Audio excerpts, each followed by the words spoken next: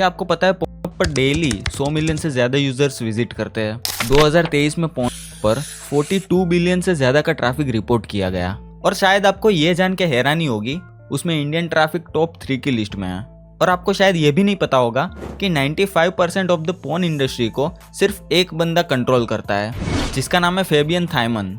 बड़ी बड़ी porn websites और स्टूडियोज जैसे पोर्नहब, ब्रेजर्स, डिजिटल प्लेग्राउंड, यूपोर्न, रेडट्यूब, ये सारी वेबसाइट्स और स्टूडियोज एक ही कंपनी ओन करती है, जिस कंपनी का नाम है माइंडगीक। और फेबियन थाइमन माइंडगीक का फाउंडर है। माइंडगीक 95% ऑफ द पोर्न इंडस्ट्री को कंट्रोल करती है। पहले पोर्न इंडस्ट्री इतनी बड़ी नहीं थी, पर जैसे जैसे इंटरनेट का राइज हुआ वैसे वैसे पोर्न इंडस्ट्री भी बड़ी बनती गई। और आज के समय पोर्न इंडस्ट्री इतनी बड़ी बन गई है कि अगर आप इसके स्टेटिस्टिक्स देखोगे तो आपका दिमाग हिल जाएगा। आज porn industry net worth approximately 97 billion US$ की है।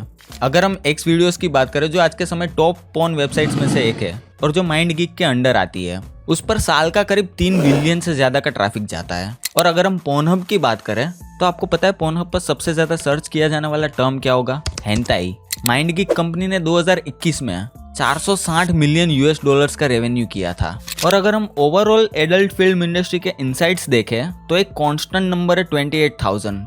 ये एक एस्टिमेटेड नंबर है कि every moment 28,000 individuals actively porn websites पर पोर्न देख रहे होते हैं। और स्टैटिस्टिक्स के हिसाब से 2018 में यूजर्स के द्वारा 5 बिलियन 82 मिलियन से ज्यादा वॉच आवर्स का पोर्न कंटेंट कंज्यूम किया गया। यह सिर्फ 2018 की बात है। और इसमें सबसे ज्यादा एडल्ट कंटेंट कंज्यूम करने में इंडिया की पॉपुलेशन 3rd नंबर पे आती है।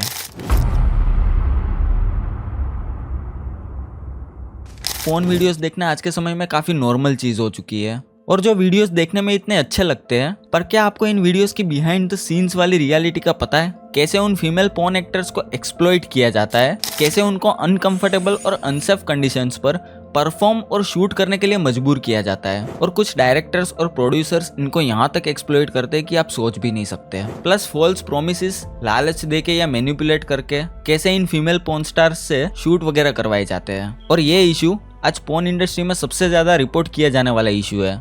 फीमेल्स जो पोर्न इंडस्ट्री से जुड़ी है उनके द्वारा ये काफी बार रिपोर्ट किया गया है कि इंडस्ट्री में इन फीमेल्स को एक ऑब्जेक्ट की तरह देखा जाता है। कई बार तो इनको मेंटली और फिजिकली अब्यूज भी किया जाता है। और ये खुद फॉर्मर पोर्न स्टार्स ने अपने इंटरव्यू में बताया है। I couldn't scream loud enough. There's nothing I could do to make it go away or to make them stop. He lifted up my skirt and proceeded to put his penis inside of me without consent. He basically raped me on set. That like I went through like a bunch of treatments for laser tightening, like down there.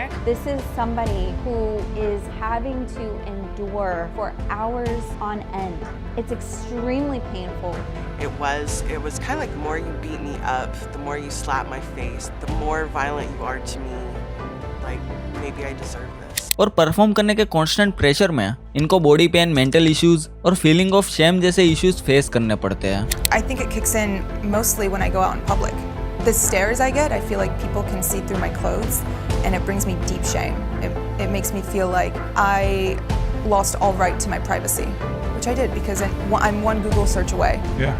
इसके अलावा low self esteem और depression जैसे कई सारे issues से गुजरना पड़ता है। दूर से इतनी चमकती धमकती ये पोर्न इंडस्ट्री अपने परफॉर्मर्स के मेंटल इश्यूज को लेकर इतनी इम्यून नहीं है। और इंडस्ट्री में परफॉर्मर्स को जो प्रेशर दिया जाता है वो किस हद तक हो सकता है वो आप और मैं शायद नहीं बता सकते हैं। और एक पोर्न स्टार शायद इन सब चीजों से निकलने का ट्राई कर भी ले और शायद इन सब चीजों से बाहर भी निकल जाए, तो सोसाइटी इनको डिस्क्रिमिनेट करती है या ये साइबर बुलिंग या सोशल मीडिया हैरेसमेंट के जैसे चक्करों में पड़ जाते हैं। और शायद इन्हीं रीजंस की वजह से इनके लिए पोर्न इंडस्ट्री के बाहर के किसी से मदद मांगना इतना डिफिकल्ट हो जाता है। इन्हीं रीजंस के चलते ज्यादातर पोर्न स्टार्स ड्रग एडिक्शन या अल्कोहल एडिक्शन जैसे चक्करों में पड़ जाते हैं। पिछले कई सालों में काफी ऐसी खबर भी सुनने मिली जिसमें काफी बड़ी और फेमस पोर्न स्टार्स ने सुसाइड कमिट किया, जैसी Jane, Sophia Leone, Emily Willis, August Ames. और इन सबके केसेस में कुछ कॉमन रीजंस थे, मेंटल हेल्थ इशू और साइबर बुलिंग। जब ऑगस्ट एम्स ने ये बोला था कि वो ऐसे परफॉर्मर्स के साथ काम नहीं करना चाहती जिन्होंने गे पोर्न वाली वीडियोस में काम किया हो, तो उसे काफी ज्यादा बैकस्लैश फेस करना पड़ा था और साइबर बुलिंग जैसे इश्यूज भी फेस करने पड़े थे।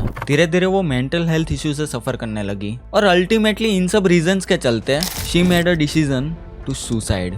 इसके अलावा यूरी लव, जिसकी 2017 में ड्रग ओवरडोज होने की वजह से मौत हुई थी, वो भी उस समय मेंटल हेल्थ इश्यूज से सफर कर रही थी। 26 साल की सोफिया लियोनी, जो पोर्न इंडस्ट्री की एक वेल नोन पोर्न स्टार थी। रिसेंटली मार्च 2024 में ये खबर सामने आई कि सोफिया अपने अपार्टमेंट में मृत अवस्था में पाई गई और सोफिया भी मेंटल हेल्थ इश्यूज से गुजर रही थी। 2023 और 2024 में कई सारे एडल्ट फिल्म एक्टर्स की ट्रेजिक डेथ की खबरें सामने आई और मोस्ट केसेस में मौत की वजह या तो सुसाइड या ड्रग ओवरडोज था। इसके पीछे भी मोस्टली 2 रीजंस है, एक lack of support system and second industry का कम्पिटिटिव और डोमिनेटिंग नेचर। अगर हम पोर्न इंडस्ट्री के सुसाइड स्टेटिस्टिक्स को देखें तो कई सारे एविडेंस मिलते हैं मेंटल हेल्थ इश्यूज के।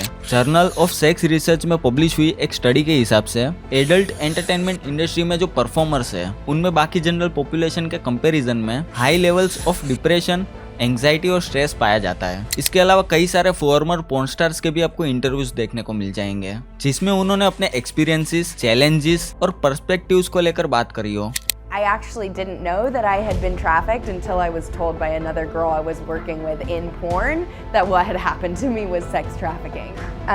From the moment I walked in, I felt uncomfortable. I called my manager to tell them I was uncomfortable. And instead of the supportive producer and the supportive manager that I had experienced when I was signing my contract, I got told that I was being difficult. As deep a level as, doing porn, they can relate on the level of being insecure and being pressured into doing something they didn't want to do. I verbatim told them, you guys are going to get me killed. And they said?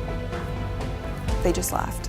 Sasha grey एक जानी मानी adult film actress है। इन्होंने अपने interviews में बताया कि काफी यंग एज में वो इस इंडस्ट्री में आई थी अपने आप को एम्पावर करने और फाइनेंशियल इंडिपेंडेंस के लिए। उन्होंने ये बताया कि जो ग्लैमरस लाइफस्टाइल हमें बाहर से दिखती है, रियलिटी उससे काफी अलग है। वो ये भी बताती है कि उनको एक्सप्लॉयटेशन, कोयर्शन और मेंटल हेल्थ जैसे चैलेंजेस को भी फेस करना पड़ा था। 2015 में एडल्ट फिल्म एक्ट्रेस स्टोया मेड ने अपने फेलो परफॉर्मर जेम्स डीन को सेक्सुअल असॉल्ट के लिए एक्यूज किया था। उसने एडल्ट फिल्म इंडस्ट्री के बारे में काफी कुछ बताया कि कैसे परफॉर्मर्स को सेट पर ट्रीट किया जाता है और फिर सेट पर कैसे पावर डायनामिक्स चलते हैं। इससे ये क्लियर हो जाता है कि जो लोग फैंटेसी और प्लेजर के लिए पोर्नोग्राफिक कंटेंट को कंज्यूम करते हैं और जितनी खुशहाल इनको ये पोर्न इंडस्ट्री लगती है, वो इंडस्ट्री सिंपली इतनी खुशहाल इंडस्ट्री तो नहीं है। यह पूरा एक अलग इकोसिस्टम है जो रियल वर्ल्ड के साथ मैच नहीं करता। इसके अलावा पोर्न इंडस्ट्री का इतना बड़ा बनने के पीछे ऑडियंस का काफी बड़ा हाथ है। पोर्न इंडस्ट्री में ये सब कुछ हो रहा है क्योंकि ये प्रोडक्शन की डिमांड है और प्रोडक्शन ये सब कुछ कर रहा है क्योंकि ये ऑडियंस की डिमांड है। ऑडियंस ये सब देखना चाहती है। अगर इस नजरिए से हम पूरे ये सिनारियो को देखें तो अल्टीमेटली ऑडियंस का इस इंडस्ट्री की ग्रोथ के पीछे काफी बड़ा हाथ है और ऐसी ही डिमांड की वजह से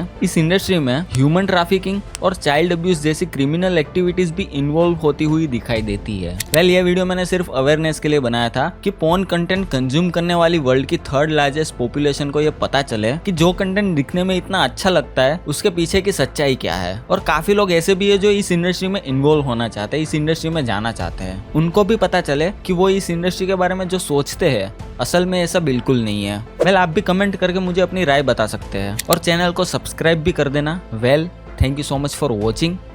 मिलते हैं अपनी नेक्स्ट वीडियो में, तब तक के लिए बाय बाय।